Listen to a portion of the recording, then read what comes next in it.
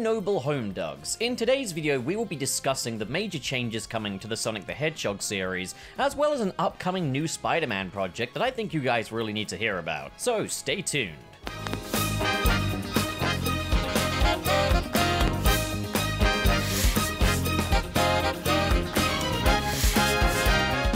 So we finally have some major Sonic news, but it's not on a 30th anniversary game or the next game or anything like that.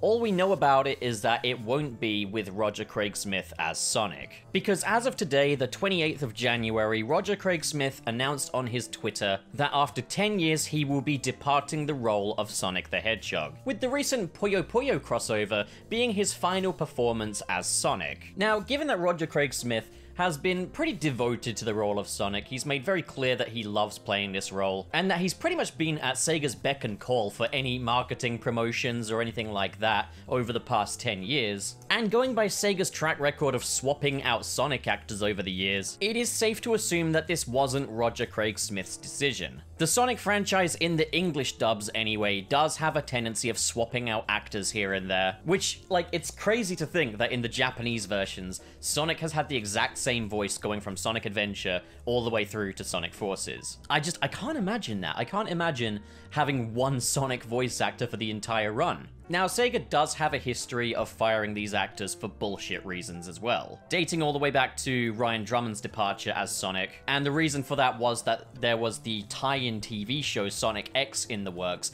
and 4Kids Entertainment contacted Sega asking, hey, can we use the voice actors from the games? Sega were not interested in any of that, so 4Kids got their own voice actors for it, and then Sega were like, oh, hey, I want that, and so Ryan Drummond was swapped out with Jason Griffith. And then I'm not really sure what happened with Jason Griffith, but then he spent his term as Sonic, and then was replaced by Roger Craig Smith, the third major English voice for Sonic in the Sonic game series. Now, I think they kind of slipped under the radar a little bit more, but there have been a few recastings here and there in the main series, even over the past 10 years. We've had a few different voices coming and going for Tails, Knuckles got a new voice in Team Sonic Racing, as well as Silver and Rouge, so there have been a few change-ups for whatever reason, but I figured that they had something pretty concrete down with Roger Craig Smith as Sonic, as at 10 years, he has had the longest tenure in this role, as far as the English dubs go. Not only that, but he's voiced multiple different versions of Sonic as well, playing not only the modern legacy Sonic, but also the Sonic Boom Sonic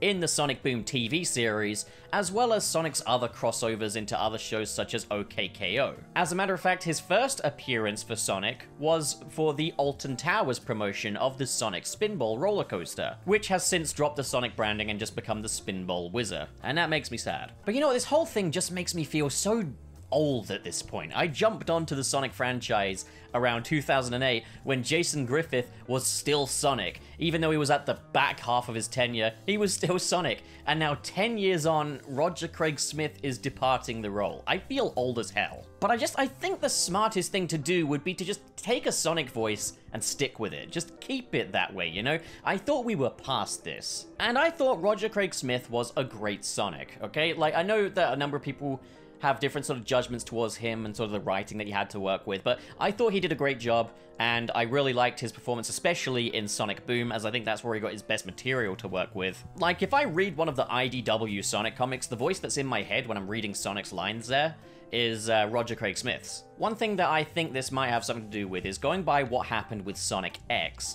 I get the feeling that what could be going on here is that Sega have seen how successful the Sonic the Hedgehog movie was, and they'd either like to get Ben Schwartz, who played Sonic in the movie, to do it in the games as well, or get someone whose voice is at least more in line with Ben Schwartz's Sonic voice, to kind of synergize things a little bit more, I guess. Now, if for whatever reason they maybe can't get Ben Schwartz, I guess if they do want a voice that's more in line with his own, it would only make sense to, and I get that this is a cliche, but bring back Ryan Drummond. Because out of all of the voice actors Sonic has had in the video games, the one that sounds the most like Ben Schwartz is Ryan Drummond. And he would still love to do that role. It wasn't his decision to leave, and he has stated that he is up for doing more. And with all of the rumors flying around of a Sonic Adventure remake on the way, that would bode well as well. Maybe they're, you know, putting things right with Ryan Drummond and just getting him back. I don't think that's the case because I don't think that a Sonic Adventure remake is happening,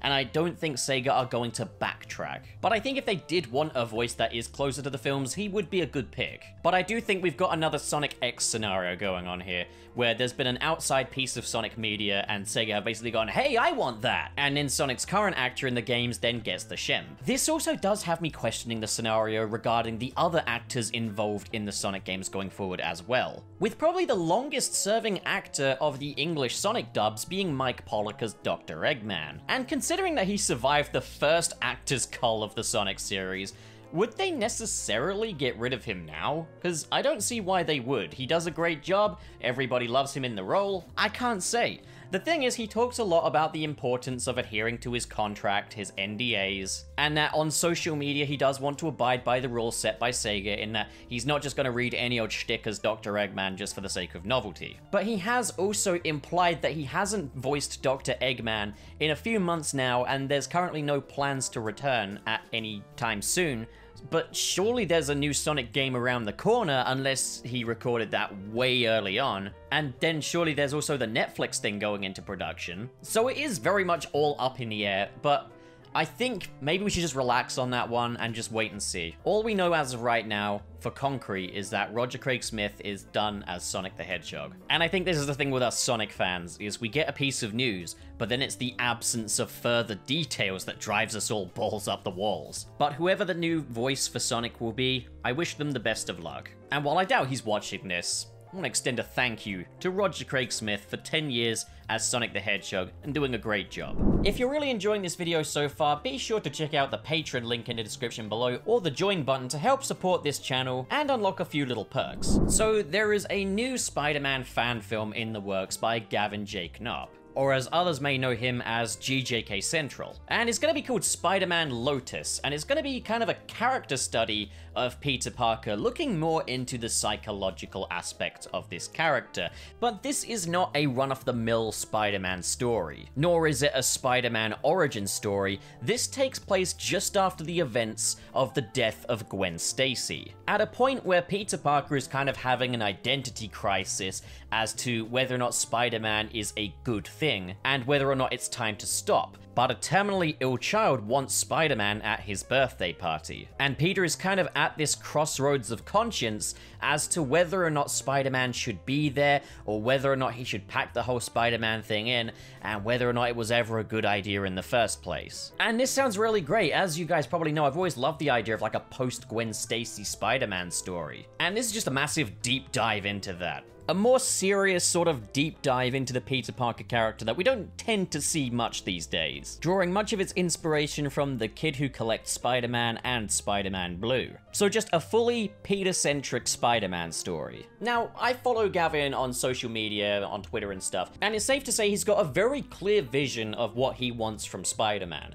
And I think that vision is something that any Spider-Man fan can get on board with. He's made a lot of very cool sort of concept trailers for like a Spider-Man TV series. And it's safe to say the guy gets it. The guy knows what he wants, and like I would love to see what he wants get put up on screen. Now, if you're still not sold on that, like, just take a look at the costume. My Twitter timeline has been obsessed with this costume recently, and I can see why. It's a fantastic looking costume. It's an incredibly faithful depiction of that sort of John Romita Sr. Spider-Man. As a matter of fact, yeah, I think this is the most faithful Spider-Man costume that you're going to ever see in live action, especially at the quality that it's at as well. This doesn't just look like a pair of pajamas. This looks like a Hollywood standard Spider-Man costume. And it's just like, if nothing else, I want to see that. I want to see that on screen. Now, obviously, this is still going to be more a Peter Parker-centric thing. It's going to still be more character-focused. It's not going to go massive on action sequences or CGI stuff. They're keeping it more kind of a down-to-earth indie film about this guy that's got these spider powers, that had everything that went on with Uncle Ben, the guy who's had his life turned upside down. And that while the Spider-Man stuff will be in there, it's not going to be the main focus of the film. It's ambitious enough to be exciting, but it's not biting off more than it can convincingly chew. So if you're as excited about this idea as I am, I suggest checking out the link in the description below to the fundraiser for this project. I don't personally have any involvement in this project myself, but like, I'd like to see it, and I'd like to see Gavin be able to really carry out his vision of what this is going to be. And of all of the crowdfunded Spider-Man projects I've seen floating around these days, this is probably one that kind of excites me the most. Although I am still really intrigued about the Spider-Man 4 fan film. So what do you guys think? Comment below and discuss, and as always, if you enjoyed this video and you want to see more like it,